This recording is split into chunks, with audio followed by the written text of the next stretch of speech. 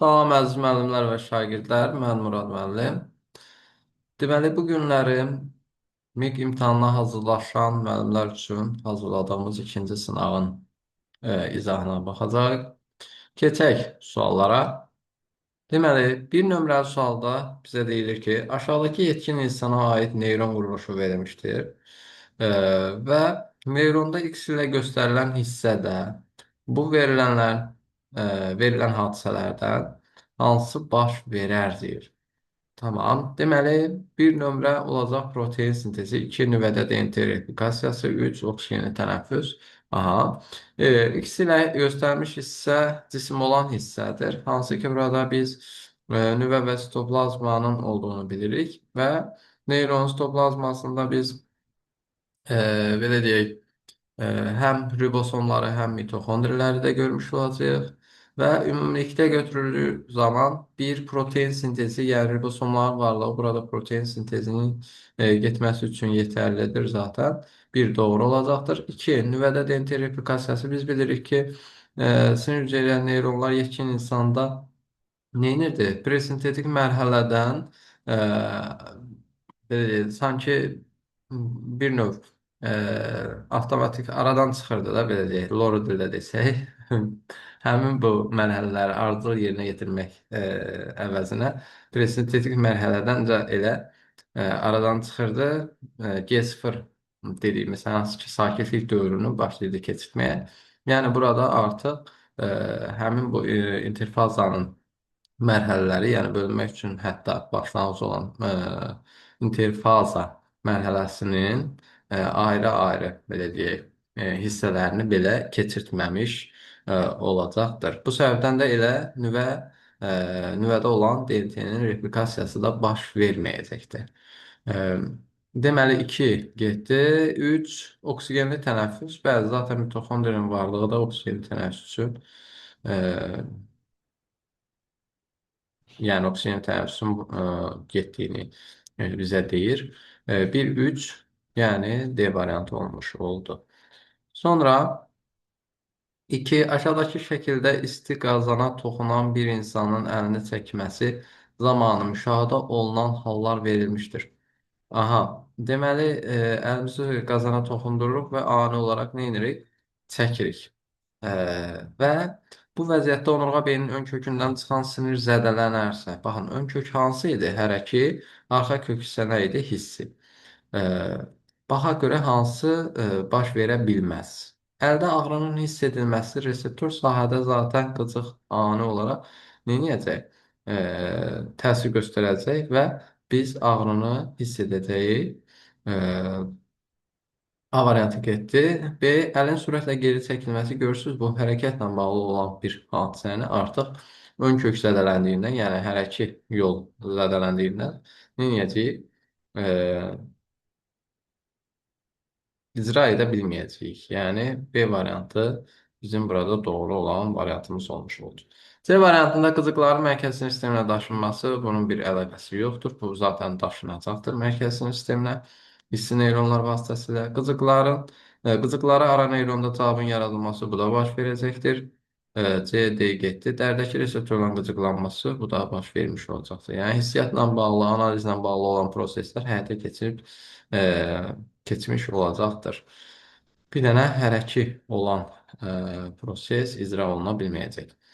3. Cədvələ müxtəlif vəzlərin adları verilmişdir. Bu sxemdə rəqəmlərlə göstərilən yerlərə gələcək sekresiya və əsil nümunələrin aşağıdakılardan hansı düzgün verilmişdir? Daxili sekresiya, xarici sekresiya və qarışıq sekresiya olaraq. Daxili sekresiya vəzsi olaraq mən seçərəm qalxan bənzəri də seçərəm, hipofizi də seçərəm. Məsəl üçün, qalxanbənzər seçsəm, ikinci xarici sekresiya vəzsi, xeyr, mədaltı və qarışıq sekresiya vəzsi olduğundan elə hipofiz olan hissədən gedək. Hipofiz, sonra xarici sekresiya vəzsi olaraq, bəli, tər vəzsini, qarışıq sekresiya vəzsini vəzsi olaraq da yumurtalığı götürə bilərəm. Yumurtalıq və yaxud da mən bunu yerinə toxumluq da qoya bilərdim. Heç fərqi yoxdur, yəni. Doğru cavab olacaq B variantı. Sonra 4. Aşağıda şəkildə uzun bir sümüyün quruluşunda yer alan hissələr nömrələnmişdir, deyir. Buna görə nömrələr strukturların hansılarında qan hüceyrələri istehsal oluna bilər? Deməli, 1, 2, 3. 4 hissə verilir bizə. Bir nədir? Burada sarı sümük iliyini göstəribdir. Bəli, bir də baş verə bilərdi. 2 sümük üstüydür. Xeyr, burada baş verə bilməz. 3 həmin süngəri maddədir, hansı ki, burada yenə də e, həmin qan hüceyrələrinin istehsal olması baş verə bilirdi. Sonra 4 4 olan hissə də oynaq başıdır, yəni oynaq qırdağı. Bu da zaten sürtünməni azaldırdı. Yəni bunun qan yaratma ilə bir əlaqəsi yox idi. Ona görə 1, 3, B variantı olmuş olacaq. Sonra 5. Aşağıda verilmiş qida zəncirinin əsasən deyilən fikirlərdən doğru olmayanı seçin deyir. E, deməli, belə bir qida zənciri verilib. Mən bunu biraz qarışdırmışam. E, və variant olaraq baxaq. Doğru olmayanı seçməliyik. Deyir, A variantında üçüncü halqada ola biləcək canlıda ontogenezi boyunca ağciyər, dəri tənəffüsü, qəlsəmə və traxeya görülə bilər. Baxın, mən bunu iki fərqli formadan nömrələyə bilərəm. 1, 2, 3, 4, 5. Bir bu şəkildə edərəm. Və yaxud da 1, 2, 3, 4, 5 və sonda ilanı neynəyərəm? 6 olaraq, yəni 6 halqalı bu cür qida zənciri düzəltmiş olaram.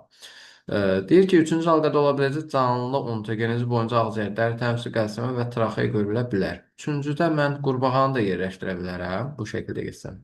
Və yaxud da hörümçəyə yerləşdirə bilərəm. Hə, deməli, hər iki halda da 3-ə qurbağa və hörümçək gələ bilər. Baxır, mən qida zəncirini hansı uzunluqda götürürəm.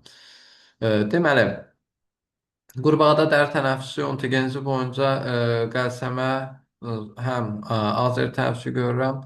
Hörümçəkdə də yenə də elə traxeya və ağciyər mövcud olmuş olduğuna görə A variantım nədir? Doğrudur.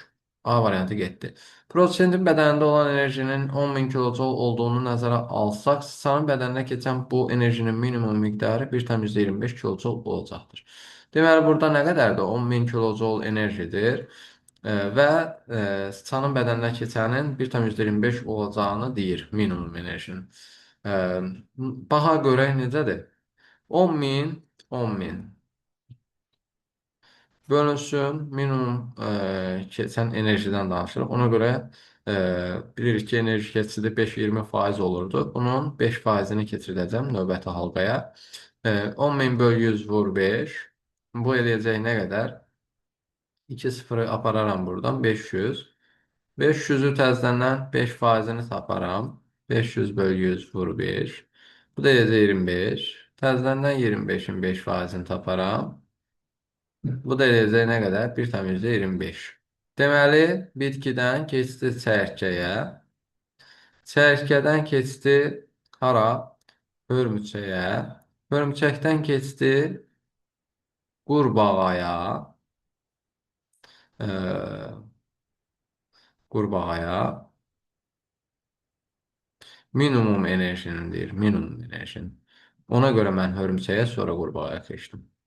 Qurbağadan isə sana keçən zaman artıq mən neynədim? 1, 2, 3 dənə, 3 halqa keçmiş oldum. Elə bil ki, bitkidən çərkiyə artıq 500 keçmiş oldu. Çərkədən hörümçəyə 25 keçmiş oldu. Hörümçəkdən qurbağaya nədir? 1,25 keçmiş oldu. Mən hələ qurbağaya çatmışam, uje 1,25-dir minimum enerji keçidi. Sana keçsəm, uje nədir? Daha da azalmış olacaq. Ona görə də elə bir variantım yanlış olmuş olacaq. Qida zənciri minimum 5, maksimum minimum 5, maksimum 6 halqadan ibarət ola bilər. Bəli, zaten az öncə gördük bunu nömrələyən zaman. İlanın bədənə keçmiş enerji miqdarı ən az olmuşdur. Bunları da zaten hesablasanız doğru olduğunu görəcəksiniz. E, İlan sonuncu halqada yerləşdiyinə görə nədir? Ən az enerji keçidi onun bədəninə olmuş olacaq. Sonra qida zəncirində ontogenezi boyunca qan dövranı sayı artan canlıların sayı 3-dür deyir. Bəli, burada qurbağanı seçərəm, sıçanı seçərəm, bir də ilanı seçərəm. Sonra 6. Aşağıdakılardan hansı doğru deyil deyir. Hörümçəkdə qanama sistemi açıqdır. Borşəkil ürək qarnının B hissəsinə yerləşir. Kitabın söhbətidir. Bu zaten əqrəblərdə baş köşkdə 4 cüdaya yerləşir. Bu da belə. Quşlarda qida öncə əzələli, daha sonra vəzli hissəyə keçir. Zaten şəkildən də görünür ki, birinci əzələli, sonra vəzli mədə gəlir ki, bu da qida keçidinin elə bu şəkildə baş verdiyini görürük buradan. Deməli, nə oldu? Doğru olmayan variant C variantı olmuş oldu. Tək yumurta əkizləri olan Lalə və Naibə bacılarından biri Bakıya, digər isə Naxçıvana təyin olunmuşdur. İşləməyə gediblər bunlar. Deməli, qəşəng gəliri iş var. Gediblər işləməyə. Yəni, yeni şəhərlərinə yerləşən əkizlərin bir müddət sonra 1. Nəbz sayı, 2. Eritrosit sayı, 3. Qanlarında olan hemoqlobin miqdarı, 4. Ağciyərlərində olan alveol sayı. Kəmiyyətlərində hansılarında deyir fərqlilik olması gözlənilir. Tamam, biri getdi tutaq ki, Naxçıvana, biri Bakıya, biri gedib dağın başına, biri də nə bilim, yüksəkliyi olmayan yerdədir deyək ki. Nəbz oralarının sayı, nəbz sayı bəli, bunların hər, yəni Naibə və Lalədə fərqli ola bilərdi. Ona görə biri seçərəm. 2. Eritrosit miqdarı, bəli, biri hündürlükdə olar, deyək ki. Zaten hündürlükdə olan insanda bilirik ki, nədir? Eritrosit daha çox olurdu. Eritroprotein belə deyək, ötürdüyü siqnal nəticəsində etrosit istehsalı artmış olurdu ki, bu da etrosit sayında fərqliliyə səbəb ola bilirdi. Təbii ki, bu yüksəklikdə yaşayan insanlarda sonradan ürək-damar sistemində problemlər yaranır. Elə bax, bu səbəbdən yaranır. Ə, Bu da ayrı bir mövzu. Deməli, 2-ni götürdük. 3. Qanlarında olan hemoqlobin miqdarı, bəli, elə ona uyğun olaraq hemoqlobin miqdarının da dəyişdiyini deyə bilərik. A dəyərində alveol sayı, xeyr, bu stabil bir şeydir. Ona görə də B variantı seçəcəyik. 8. Qaçmağa başlayan bir insanda karbon qazının yaranıb xaric edilmə prosesi. Karbon qazının yaranması qaçmağa başlayır. Nədir? Əzələdir də tərpənir. Burada iş gedir və əzələlərdə nə oldu? Karbon qazı yarandı. Yəni 1. Sonra nə oldu? Bu karbon qazı keçdi qan dövranına. Yəni 3. Sonra nə oldu? Axırda gəldi ağciyərimizdən xaric oldu. Yəni 2. 1, 3, 2. Yəni B variantı olmuş oldu. Sonra 9-cu sualda aşağıda sidik yaranması sıxımləşdirilmişdir deyir. Sağlam bir insanda böyrək hüceyrələrində mitoxondriyada yerləşən genlərin mutasiyaya uğraması nəticəsində mutasiyaya uğrayıbdır. Deməli, mitoxondriyada yerləşən genlərdə. Demək ki, mitoxondriya nə edəcək? Öz funksiyasını tam icra edə bilməyəcək, enerji əskiliyi yaranacaq. Bu səbəbdən də harda enerji belə deyək, sərfiyyatı lazımdırsa, aktiv daşınma bildiyimiz kimi, burada da pozuntular yaranmış olacaqdır. Bir, süzülmə, filtrasiya, xeyr, burada bir pozuntu olmayacaq, çünki enerji ilə həyata keçməyən bir prosesdir. 2, geri sorulma, bəli, burada enerji lazım idi, ona görə burada da pozuntu baş verəcək. 2, 2-ni götürürük. 3, sekresiya, ifrazat, burada da yenə də enerji sərfiyyatı olacaqdır. Bu səbəbdən də, yəni burada da pozuntu baş verə biləcəkdir. 2, 3 oldu nə? Y variantı. Sonra 10-cu sual. Aşağıdakı cədvəldə sidik ifrazat sistemi bəzi vəzifələri qeyd edilmişdir. Kitabın içərisində sarı bir cədvəl var idi, onun içərisindən götürülmüş məlumatlardır zaten. Deməli, nə deyir? Karbon qaz və su buxarının ağciyərlər vasitəsilə uzaqlaşdırılması, bəli, bu doğrudur. 2, su və sidik cövhərinin tərləmə ilə uzaqlaşdırılması doğrudur. 3, həzm qalqlarının yoğun bağırsaq vasitəsilə atılması. Bu, həzm sisteminin funksiyasıdır. İfrazat sistemi funksiyası deyil, ona görə də elə doğru cavabımız C variantı olmuş olacaqdır. 11. Aşağıda bir nefron quruluşundakı iki damar göstərilmişdir deyir. Deməli, böyrəyə daxil olan arteriyadır, böyrək arteriyası. Sonra gəlir nefron içərisinə daxil olur, glomerul dediyimiz yumaq əmələ gətirir. Sonra isə oradan arteriya şəklində yenə də çıxmış olurdu. Belə, deməli, burada deyir, buna görə nömrələrlə göstərilən damarlarla bağlı aşağıdakı ifadələrdə hansı səhvdir? Səhvdir. Bir damardakı deyir, su və mineral miqdarı ikinci damardan çoxdur. Bəli, hələ daxil olanda damar, hələ də yenicə böyrəyə daxil olanda təbii ki, burada su və mineral miqdarı ikinci damardan çox olmuş olacaq. Çünki bu aralıqda nə etmiş oldu? Süzülmə prosesi baş verdi. 2. B variantında deyir, ikinci damardakı eritrosit miqdarı birinci damardan çoxdur. Xeyr, nə 1-də 2-dən, nə də 2-də 1-dən Eritrosit miqdarı nə eləmiş olacaq? Çox və yaxud da az olmuş olmayacaqdır. Ümumiyyətlə, damağın içində niyə eritrosit miqdarı azalsın ki? Sağlam insandırsa, əgər niyə eritrosit keçsin ki? Belə, deməli ona görə də B variantı nədir? Yanlış olmuş oldu. Sonra 12. Aşağıda insanda baş verən maylama prosesinin sxemi verilmişdir. Tamam. Maylama nəticəsində yaranan ziqot hüceyrəsində 1 mitokondri DNT-si, 2 nüvə DNT-si, 3 sentrosom strukturlarından hansılarını yumurta hüceyrəsindən ala bilər? Aha, ziqot bilirik ki, mitokondri DNT-sini alacaq buradan. 2 nədir? Nüvə DNT-si. Nüvə DNT-sini də alacaq. Amma sentrosomu yumurta hüceyrədən yox, spermatozoiddən alırdı. Çünki yumurta hüceyrədə yox idi sentrosom. Ona görə də doğru cavab oldu nə? D variantı. Sonra 13. Mutualizm, kommersializm və parazitizm, amensializm bunlar verilibdir və yuxarıdakı simbiotik münasibətlərin hansılarında deyir, ən az bir canlı fayda görür. Biz bilirik ki, mutualizmdə, kommersializmdə və parazitizmdə ən az bir canlı nədir? Fayda görürdü və bu səbəbdən də nədir? C variantı doğru olmuş olacaqdır. Sonra 14. Yuxarıda qrafikdə aralarında simbiotik əlaqə olan X və Y canlıların birlikdə və ayrı olduqları zamanlarda fərd sayılarının dəyişməsi baş verib. Birlikdə olanda nə ediblər? Görürsünüz, artıblar. Ayrı olanda nə ediblər? Azalıblar. Deməli, buna uyğun olaraq mən X, Y canlıları aşağıdakılardan hansı ola bilməz deyir. A variantına baxıram, insan və yoğun bağırsağındakı vitamin istehsal edən bakteriya, bəli, bu ola bilər. Simbiotik əlaqə nəticəsində nə edəcək? Fərd sayı artmış olacaqdır. Bu A variantı doğru oldu. B variantı yosun və göbəklərin əmələ gətirdiyi şivyə birliyi. Bəli, bunlar birlikdə olarkən belə deyək, çoxalacaqlar, inkişaf edəcəklər, rahat həyat tərzi keçirdəcəklər. Amma ayrıldıqda isə nədir? Müəyyən dərəcədə məhvə uğramış olacaqlar. Getdi B variantı, C variantı. İlbiz və onlardan artıq qalanlarla qidalanan xərçəng. Bunlar birlikdə İlbiz və onlardan artıq qalanlarla qidalanan xərçəng. Aha. İlbizlə xərçəng bir yerdə olsa, say çoxalacaq. Ayrı olsa amma ümumiyyətlə say azalacaq deyə bir şey yoxdur. Onu yeməz, gedər başqa bir şey yeyər. Fərqi nədir? Ona görə də C variantı nədir? Ə, yanlış olmuş olacaqdır. Sonra 15. Hibrid bir bakteriya DNT-sinin ağır azotlu mühitdə 2 dəfə ikiləşməsi nəticəsində yaranan DNT-lərdə yüngül zəncirlərin ağır zəncirlərə olan nisbəti aşağıdakılardan hansı düzgün verilmişdir?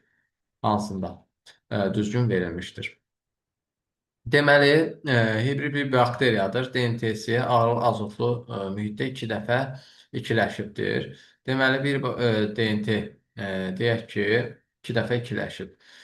Bölündü oldu 2 dənə. 2 dənə bölündü nə oldu? 4 dənə olmuş oldu.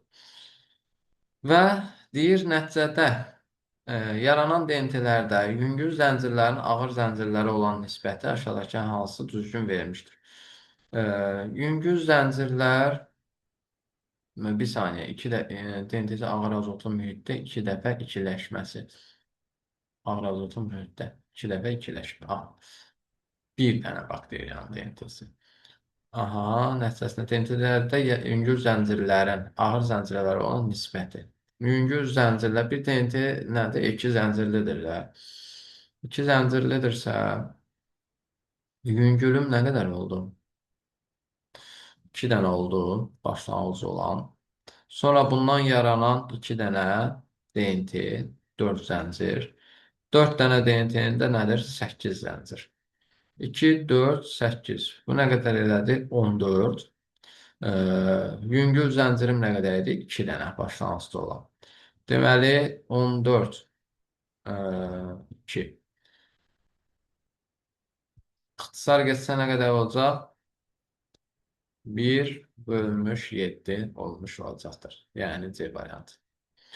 Sonra 16. İrsi molekulu DNT olan bir bakteriyofagın çoxalması zamanı aşağıda verilən molekullardan hansının daha çox istifadə olunması gözlənilir, deyir. Hə. Deməli, ə, hər bir nukleotid üçün ə, belə deyək, bir bakteriyofagın çoxalması zamanı aşağıda verilən moleküllərin hansının daha çox istifadə olunması gözlənilir? Hə, adenin nukleotidi, tutaq ki, guanin, timin, urasil və yaxud da sitozin fərqi yoxdur. Bunlardan hər hansı birinin istifadəsi tək-tək halda baş verəcək, yəni tək halda baş verəcək. Amma istənilən bir nukleotidin istifadəsi zamanı həmişə nə istifadə olmuş olacaq, əgər DNT-dən söhbət gedirsə. Mütləq ki, hər birində nə olmuş oldu? Dezoksiriboza, karbohidrat olaraq dezoksiriboza işləndiyinə görə ən çox istifadə olunan da nə olmuş olacaq? Həmin elə bu dezoksiriboza istifadə olmuş olacaq. Tutaq ki, deyirəm, bu urasil heç bu çıxdı. DNT-dən gedir söhbət. Ə, Guanin, tutaq ki, guanin istifadə olundu. Guanində nə var? Həm də dezoksiriboza. Deməli, dezoksiriboza da istifadə olundu. Timin istifadə olundu, avtomatik dezoksiribozada istifadə olundu. ADN istifadə olundu, avtomatik dezoksiribozada istifadə olundu. Görürsünüz, hər biri istifadə olunarkən mütləq ki, dezoksiriboza istifadə olunur. Ona görə də dezoksiriboza ən çox istifadə olunmuş olacaqdır burada. 17. Aşağıda ATF molekulu verilmişdir. Buna əsasən fikirlərdən neçəsi doğru olar deyir. Deməli, e, neçəsi doğru olar deyir. E, Quruluşunda deyir karbohidrat olur. E, 2. Yalnız tənəffüs hadisəsi ilə istehsal olunur. 3. Hidroliz nəticəsində üzvü və qeyri-üzvü maddələr ayrılır. Üzvü və qeyri-üzvü maddələr ayrılır hidroliz nəticəsində. Tamam. Sitoplazma, mitoxondri və xloroplast kimi orqanoidlərdə istehsal olunur. Deməli, bunlardan bir də bir saniyə quruluşunda karbohidrat olur. Tamam. Karbohidratdır da zaten e, bunu bilirik. Azot əsasıdır, karbohidratdır. Bir də fosfat qalıqlarından ibarət olmuş olacaq. Burada cəmi 3 dənə, 3 fikir nə olmuş oldu? Doğru olmuş oldu.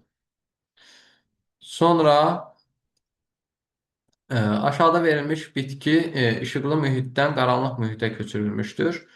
E, Və deyir, buna görə göstərilən qrafiklərdən hansı və ya hansılar doğru olmuş olar. Deməli, aşağıda verilmiş bitki işıqlı mühitdən qaranlıq mühitə köçürülüb. Və burada qrafiklərə baxıram. Karbon qazının miqdarı. Qaranlıq mühitə keçən bir bitki artıq fotosintez əvəzinə nə baş verəcək burada? Tənəffüs prosesi. Fotosintez yəni dayanacaq, sadəcə tənəffüs baş verəcək. Zaten işıqda da tənəffüs edir, o heç öz yerində. Amma qaranlıqda isə sadəcə tənəffüs prosesini həyata keçirdiyinə görə nə olacaq? Karbon qazının miqdarı neynədi? E, Artmış oldu. Amma hardan artdı? Müəyyən bir sıfırdan artdı. Bir saniyə. Deməli, 1. 2-də qlükoza miqdarı. Qlükoza miqdarının artması. Qlükoza miqdarının artması bu işıqlı mühitdən qaranlıq mühitə keçib. Qlükozanın miqdarının artması baş verməz. Əksinə qaranlığa keçəndən sonra nə edəcək? Bu hazırladığın başlayacaq yeməyə. Azalacaq yəni. 2. Bizə doğrunu soruşur. Doğru olmuş olar deyir. Aha, doğru olmuş olar. Ee, Karbon qazı miqdarının artması, bəli, bu doğru olmuş olar. Tənəffüs edəcək, dayanmadan karbon qazı buraxacaq. Qlükoza miqdarının artması xeyir, oksigen miqdarının artması xeyir, su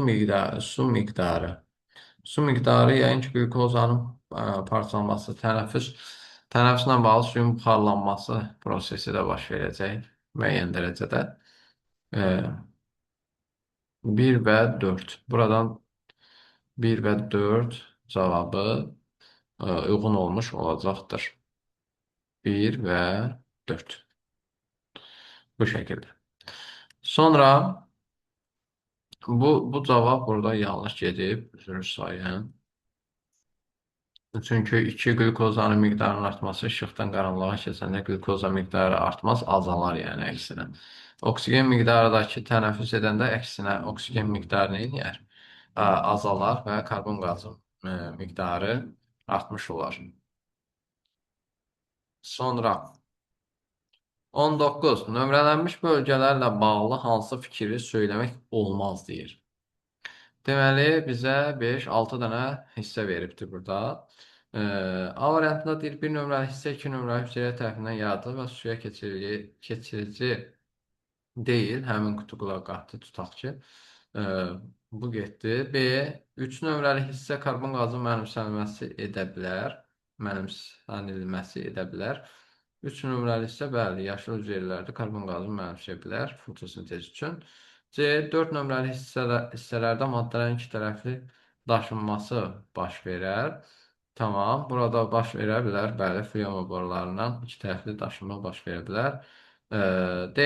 5 nömrəli hissədə mitoz bölünmə görülür. 5 nömrəli hissədə olan hüceyrələr artıq tamlaşmış, ixtisaslaşmış hüceyrələrdir. Bunların yaranması törədici toxuma hesabına ola bilər. Yəni, bunların özləri bölünməyəcək, yəni bölünüb çoxalmayacaq. Bu da elə bizə nə lazım idi? Doğru olmayan lazım idi. Elə doğru olmayan da D variantı olmuş olacaq. 20. 20-ci sual. Bu rəqəm bura əlavə gedib, yanlış gedib. Tamam. 20. Bir ailədə valideynlərin hər ikisi üçüncü qan qrupuna və müsbət rezus amilinə malikdir, deyir. Tamam, yazaq. B qrupundadır və müsbət rezus amilindədir. Tamam. Olsun nə? Böyük R, yanı boş, yanı boş. Böyük B, yanı boş. Böyük yer yanı boş. Çünki nəyə görə yanlarını boş qoyuram? Çünki mən hələ oxuyacam, baxaq görək uşaq necə əmələ gəlib buradan. E, yəni mənfi qan qrupuna sahib bir uşaq əmələ gəlibsə, mütləq ki, böyük yerlərin yanına kiçik yerlər atacam ki, bu kiçik yerlər birləşsin və həmin mənfi qan qrupunu əmələ gətirə bilsin. Tamam. Sonra həmçinin bəlkə birinci qan qrupu olsa, avtomat nə edəcəm? Hər bir B-nin yanına bir dənə də O artırmış olacam ki, bu səfər də O-lar birləşsin, birinci qan qrupunu yaratmış olsun.